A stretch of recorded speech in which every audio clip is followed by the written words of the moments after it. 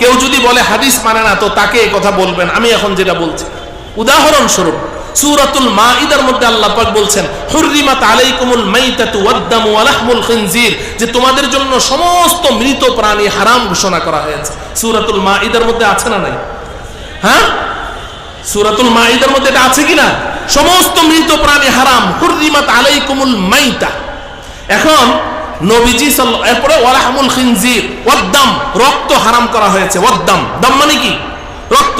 মৃত প্রাণীও হারাম, রক্ত হারাম। এবার নবীজি সাল্লাল্লাহু আলাইহি সাল্লাম কি বলছেন? উহিল্লাত লানা মাইতাতান ওয়াদ-দামান, এই দুনিয়ার মানুষ শুনো, দুই প্রকারের মৃত প্রাণী আমাদের জন্য হালাল করে দেওয়া হয়েছে। কোরআনে বলছে কিন্তু মৃত প্রাণী হারাম, কিন্তু নবীজি বলছেন দুই প্রকারের মৃত প্রাণী আমাদের জন্য হালাল, ওয়াদ-দামান, এবং দুই প্রকারের রক্ত আমাদের জন্য হালাল। দুই প্রকারের রক্ত খাওয়া হালাল, দুই প্রকারের মৃত প্রাণী খাওয়া হালাল।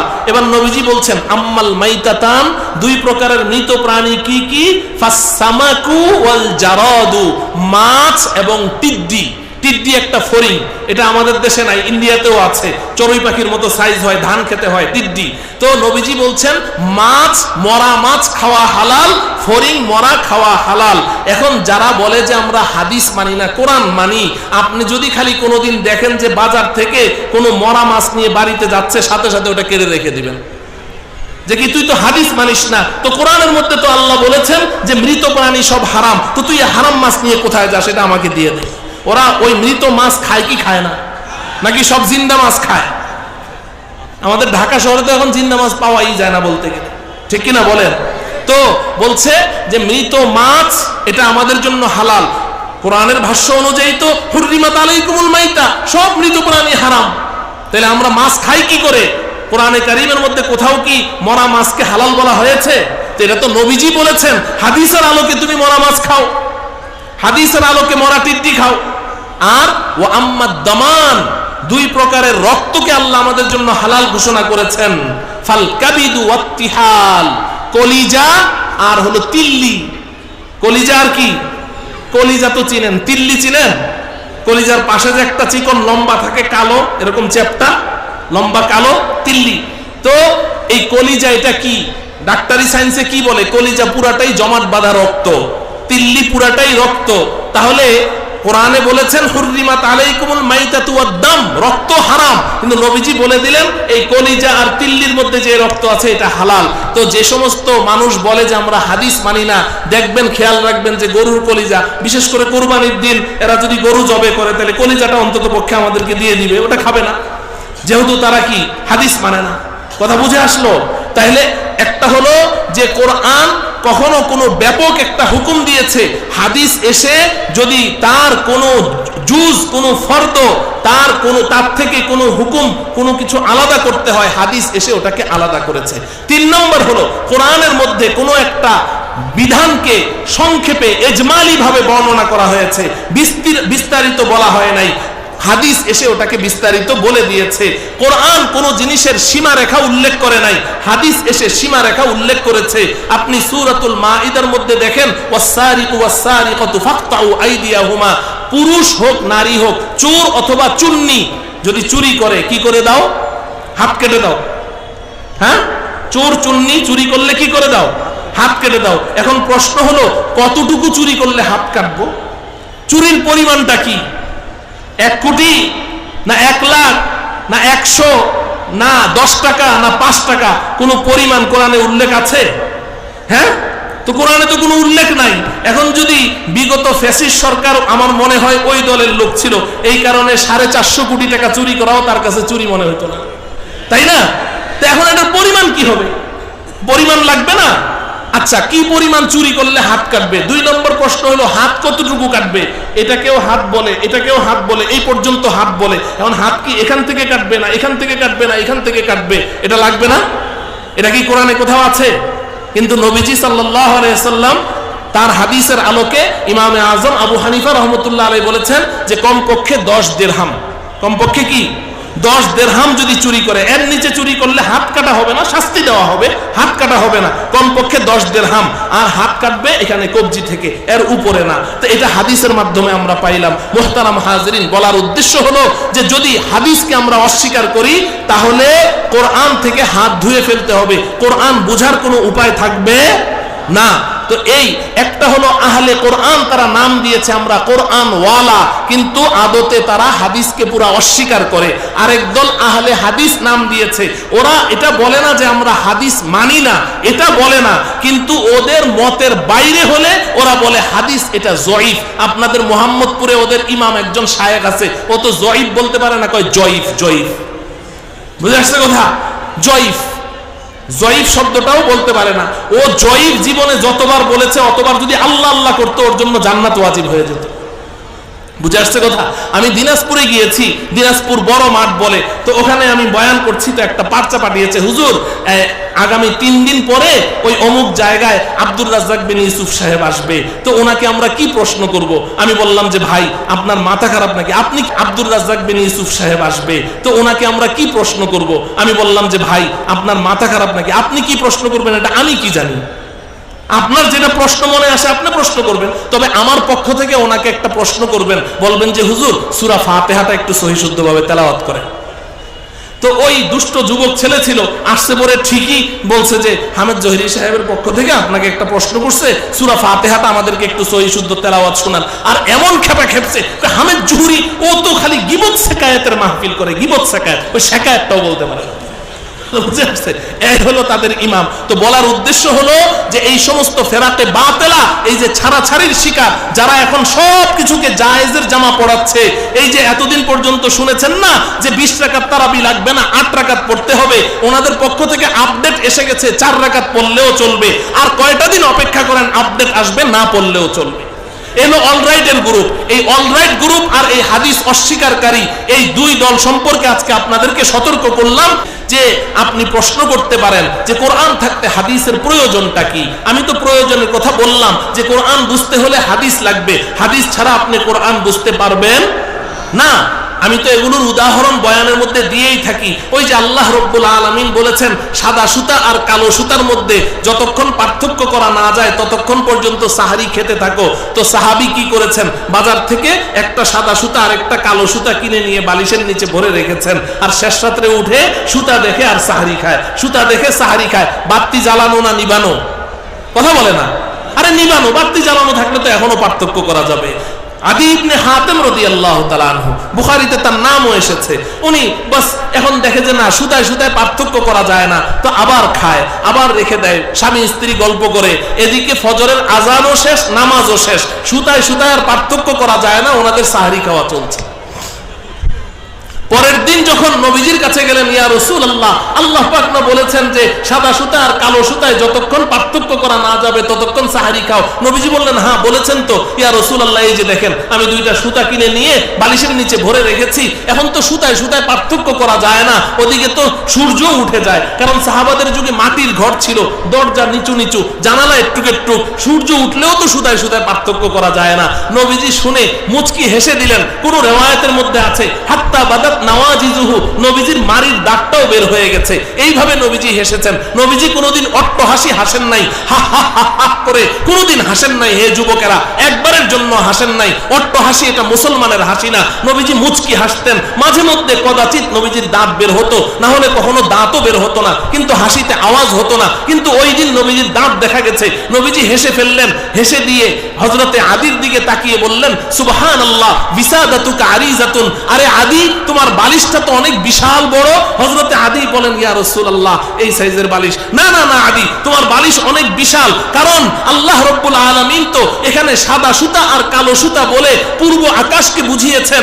রাতের অন্ধকারে পূর্বাকাশ পুরাটা কালো হয়ে থাকে, এই রাতের কালিমায় পূর্বাকাশ যে কালো হয়ে থাকে এটাকে আল্লাহ বলেছেন কালো সুতা। এরপর যখন সুবহে সাদেকের শুভ্র আভায় পূর্বাকাশ সুশোভিত হয়ে যায় ওটাকে আল্লাহ বলেছেন সাদা সুতা। অর্থাৎ পূর্বাকাশ থেকে রাতের কালিমা বিদরিত হয়ে সুবহে সাদিকের শুভ্র আভায় যখন পূর্বাকাশ সুশোভিত হবে, সাহারি খাওয়া বন্ধ করো। তুমি পূর্বাকাশ পুরাটাকে তোমার বালিশের নিচে ভরে ফেলেছো, তোমার বালিশটা তো অনেক বিশাল। দেখেন তো সাহাবী রাসূল যারা আরবি ভাষা তাদের মাতৃভাষা, আরবি ভাষায় যাদের পাণ্ডিত্য, এটা ইতিহাসের মধ্যে একদম জ্বলজ্বল করছে। ওরাও তো নবীজির বক্তব্য ছাড়া, হাদিস ছাড়া কোরআন বুঝে না। আজকে যারা এই কথা বলছে যে না আমার হাসবুনা কিতাবুল্লাহ, হ্যাঁ অবশ্যই কিতাবুল্লাহ যথেষ্ট, কিন্তু কিতাবুল্লাহ বুঝতে হলে হাদিস লাগবে, হাদিস ছাড়া কিতাবুল্লাহ বোঝা সম্ভব। কথা বুঝে আসছে? এবার আসেন, প্রশ্ন হলো এই হাদিসের মাধ্যমে আমি কিতাবুল্লাহ থেকে কি কি উপকৃত হতে পারি, এটার আলোচনা অনেক বিস্তীর্ণ। আমি তো কাজের কথার চেয়ে আকাজের কথা বলে সময় পার করে দিলাম, এখন আফসোস লাগছে। তো শুনেন, এই মৌলিকভাবে আমরা তিনভাবে উপকৃত হই হাদিস দ্বারা। কোরআন থেকে আমরা কয়ভাবে উপকৃত হই ভালো করে বুঝেন। একটা হলো যে হাদিসের মধ্যে কোরআনে যা আছে, কিছু হাদিস এমন আছে কোরআনের কথাটাই আবার হাদিসে বলে ওটাকে কি করেছেন, সাপোর্ট করেছেন। যেমন ধরেন কোরআনে আছে আকিমুস সালাহ, নামাজ পড়ো। কোরআনে আছে আতুজ যাকাত, যাকাত আদায় করো। কোরআনে আছে কুতিবা আলাইকুমুস সিয়াম, রোজা রাখো, রোজা ফরজ করা হয়েছে। কোরআনে আছে ওয়ালিল্লাহি আলান নাসি হিজ্জুল বাইতি মান ইসতাতা ইলাইহি সাবিলা, হজ আদায় করো। নামাজ, রোজা, হজ, যাকাত কোরআনেও বলেছে, আবার হাদিসের মধ্যেও নবীজি বলেছেন বুনিয়াল ইসলামু আলা খামসিন শাহাদাতি আল্লা ইলাহা ইল্লাল্লাহ ওয়া ইকামিস সালাহ ওয়া ইতাইজ যাকাত ওয়াল হজ ওয়া সাওমি রমাজান। কোরআনে যা আছে হাদিসেও তা আছে। তো এটা নিয়ে তো আর কারো কোনো দ্বিমত নেই, ওদেরও কোনো মাথা ব্যথা নেই। দুই নম্বর হলো কোরআনের মধ্যে কিছু কথা এমন আছে যে এই হুকুমটা কোরআনে ব্যাপকভাবে বলা হয়েছে, কিন্তু কোরআনের উদ্দেশ্য এটা ব্যাপক না। কিছু কিছু জায়গায় এই হুকুম প্রযোজ্য নয়, তো হাদিস এসে ওটাকে ওখান থেকে কি করেছে, মুস্তাসনা করে দিয়েছে, ওখান থেকে ওটাকে পৃথক করে দিয়েছে। যেমন উদাহরণস্বরূপ কেউ যদি বলে হাদিস মানে না, তো তাকে এই কথা বলবেন আমি এখন যেটা বলছি। উদাহরণস্বরূপ সূরাতুল মাইদার মধ্যে আল্লাহ পাক বলছেন হুররিমাত আলাইকুমুল মাইতাতু ওয়াদ-দামু ওয়া লাহমুল খিনজির, যে তোমাদের জন্য সমস্ত মৃত প্রাণী হারাম ঘোষণা করা হয়েছে। সূরাতুল মাইদার মধ্যে আছে না নাই? হ্যাঁ, সূরাতুল মাইদার মধ্যে এটা আছে কিনা? সমস্ত মৃত প্রাণী হারাম, হুররিমাত আলাইকুমুল মাইতা। এখন নবীজি এরপরে ওয়ালাহমুল খিনজির, ওয়াদ-দাম রক্ত হারাম করা হয়েছে। ওয়াদ-দাম, দাম মানে কি? রক্ত। মৃত প্রাণীও হারাম, রক্ত হারাম। এবার নবীজি সাল্লাল্লাহু আলাইহি সাল্লাম কি বলছেন? উহিল্লাত লানা মাইতাতান ওয়াদ-দামান। এই দুনিয়ার মানুষ শুনো, দুই প্রকারের মৃত প্রাণী আমাদের জন্য হালাল করে দেওয়া হয়েছে। কোরআনে বলছে কিন্তু মৃত প্রাণী হারাম, কিন্তু নবীজি বলছেন দুই প্রকারের মৃত প্রাণী আমাদের জন্য হালাল, ওয়াদ-দামান, এবং দুই প্রকারের রক্ত আমাদের জন্য হালাল। দুই প্রকারের রক্ত খাওয়া হালাল, দুই প্রকারের মৃত প্রাণী খাওয়া হালাল। এবার নবীজি বলছেন আম্মাল মাইতাতান, দুই প্রকারের মৃত প্রাণী কি কি? ফাসসামাকু ওয়াল জারাদু, মাছ এবং টিড্ডি। টিড্ডি একটা ফড়িং, এটা আমাদের দেশে নাই, ইন্ডিয়াতেও আছে, চড়ুই পাখির মতো সাইজ হয়, ধান খেতে হয়, টিড্ডি। তো নবীজি বলছেন মাছ, মরা মাছ খাওয়া হালাল, ফড়িং মরা খাওয়া হালাল। এখন যারা বলে যে আমরা হাদিস মানি না কোরআন মানি, আপনি যদি খালি কোনোদিন দেখেন যে বাজার থেকে কোনো মরা মাছ নিয়ে বাড়িতে যাচ্ছে, সাথে সাথে ওটা কেড়ে রেখে দিবেন, যে কি তুই তো হাদিস মানিস না, তো কোরআনের মধ্যে তো আল্লাহ বলেছেন যে মৃত প্রাণী সব হারাম, তো তুই হারাম মাছ নিয়ে কোথায় যাস, এটা আমাকে দিয়ে দে। ওরা ওই মৃত মাছ খায় কি খায় না, নাকি সব জিন্দা মাছ খায়? আমাদের ঢাকা শহরে তো এখন জিন্দা মাছ পাওয়াই যায় না বলতে গেলে, ঠিক কিনা বলেন? তো বলছে যে মৃত মাছ এটা আমাদের জন্য হালাল। কোরআনের ভাষ্য অনুযায়ী তো হুররিমাত আলাইকুমুল মাইতা, সব মৃত প্রাণী হারাম। তাহলে আমরা মাছ খাই কি করে? কোরআনে কারীমের মধ্যে কোথাও কি মরা মাছকে হালাল বলা হয়েছে? তো এটা তো নবীজি বলেছেন হাদিসের আলোকে তুমি মরা মাছ খাও, হাদিসের আলোকে মরা টিড্ডি খাও। আর ও আম্মাদ দামান, দুই প্রকারের রক্তকে আল্লাহ আমাদের জন্য হালাল ঘোষণা করেছেন। ফাল কাবিদু ওয়াত্তিহাল, কলিজা আর হলো তিল্লি। কলিজা আর কি? কলিজা তো চিনেন, তিল্লি চিনেন? কলিজার পাশে যে একটা চিকন লম্বা থাকে কালো, এরকম চ্যাপ্টা লম্বা কালো, তিল্লি। তো এই কলিজা এটা কি? ডাক্তারি সায়েন্সে কি বলে? কলিজা পুরাটাই জমাট বাঁধা রক্ত, তিল্লি পুরাটাই রক্ত।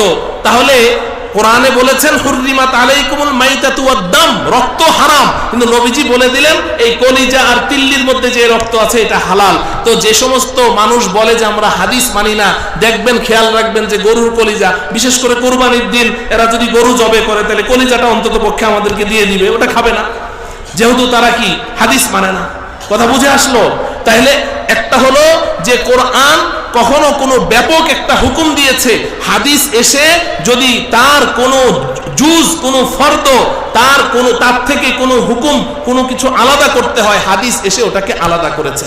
3 নম্বর হলো কোরআনের মধ্যে কোনো একটা বিধানকে সংক্ষেপে এজমালি ভাবে বর্ণনা করা হয়েছে, বিস্তারিত বলা হয় নাই, হাদিস এসে ওটাকে বিস্তারিত বলে দিয়েছে। কোরআন কোন জিনিসের সীমারেখা উল্লেখ করে নাই, হাদিস এসে সীমারেখা উল্লেখ করেছে। আপনি সূরাতুল মাইদার মধ্যে দেখেন, ওয়াস-সারিকু ওয়াস-সারিকাতু ফাকতাউ আইদিয়াহুমা, পুরুষ হোক নারী হোক, চোর অথবা চুন্নি যদি চুরি করে, কি করে দাও? হাত কেটে দাও। হ্যাঁ, চোর চুন্নি চুরি করলে কি করে দাও? হাত কেটে দাও। এখন প্রশ্ন হলো, কতটুকু চুরি করলে হাত কাটবো? চুরির পরিমাণটা কি? 1 কোটি না 1 লাখ না 100 না 10 টাকা না 5 টাকা? কোন পরিমাণ কোরআনে উল্লেখ আছে? হ্যাঁ, তো কোরআনে তো কোনো উল্লেখ নাই। এখন যদি বিগত ফ্যাসিস্ট সরকার, আমার মনে হয় ওই দলের লোক ছিল, এই কারণে 450 কোটি টাকা চুরি করাও তার কাছে চুরি মনে হতো না, তাই না? তো এখন এটার পরিমাণ কি হবে? পরিমাণ লাগবে না?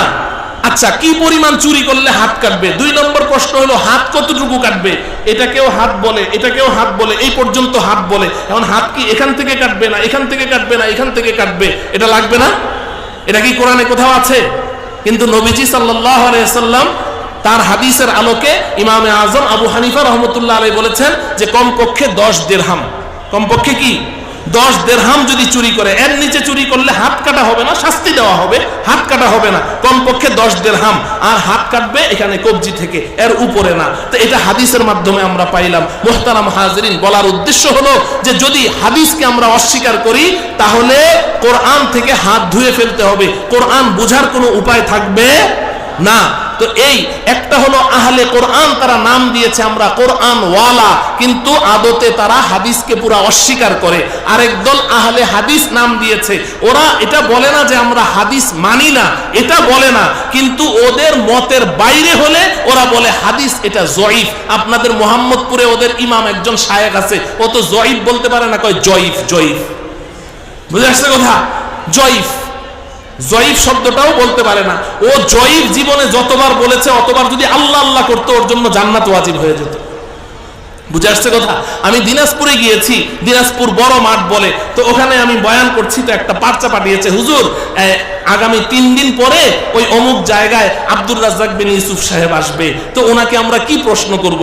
আমি বললাম যে ভাই, আপনার মাথা খারাপ নাকি? আপনি কি প্রশ্ন করবেন এটা আমি কি জানি? আপনার যেটা প্রশ্ন মনে আসে আপনি প্রশ্ন করবেন, তবে আমার পক্ষ থেকে ওনাকে একটা প্রশ্ন করবেন, বলবেন যে হুজুর সূরা ফাতিহাটা একটু সহি শুদ্ধভাবে তেলাওয়াত করেন। তো ওই দুষ্ট যুবক ছেলে ছিল, আসছে পরে ঠিকই বলছে যে হামিদ জহিরি সাহেবের পক্ষ থেকে আপনাকে একটা প্রশ্ন করছে, সূরা ফাতিহাটা আমাদেরকে একটু সহি শুদ্ধ তেলাওয়াত শোনান। আর এমন খেপা খেপছে, হামিদ জহুরি ও তো খালি গীবত শেকায়েতের মাহফিল করে, গীবত শেকায়েত, ওই শেকায়েতটাও বলতে পারে না। এই হলো তাদের ইমাম। তো বলার উদ্দেশ্য হলো যে এই সমস্ত ফেরাতে বাতেলা, এই যে ছাড়াছাড়ির শিকার যারা এখন সব কিছুকে জায়েজের জামা পড়াচ্ছে, এই যে এতদিন পর্যন্ত শুনেছেন না যে 20 রাকাত তারাবি লাগবে না, 8 রাকাত পড়তে হবে, ওনাদের পক্ষ থেকে আপডেট এসে গেছে 4 রাকাত পড়লেও চলবে। আর কয়টা দিন অপেক্ষা করেন, আপডেট আসবে, না পড়লেও চলবে। এলো অলরাইটের গ্রুপ। এই অলরাইট গ্রুপ আর এই হাদিস অস্বীকারী, এই 2 দল সম্পর্কে আজকে আপনাদেরকে সতর্ক করলাম। ওয়ামা আলাইনা ইল্লাল বালাগ, আমাদের দায়িত্ব পৌঁছিয়ে দেওয়া, মানা না মানা আপনাদের কাজ। আল্লাহ রাব্বুল আলামিন এই সমস্ত ফেরাতে বাতিলার হাত থেকে আমাদের ঈমানকে হেফাজত করেন। ওয়া সাল্লাল্লাহু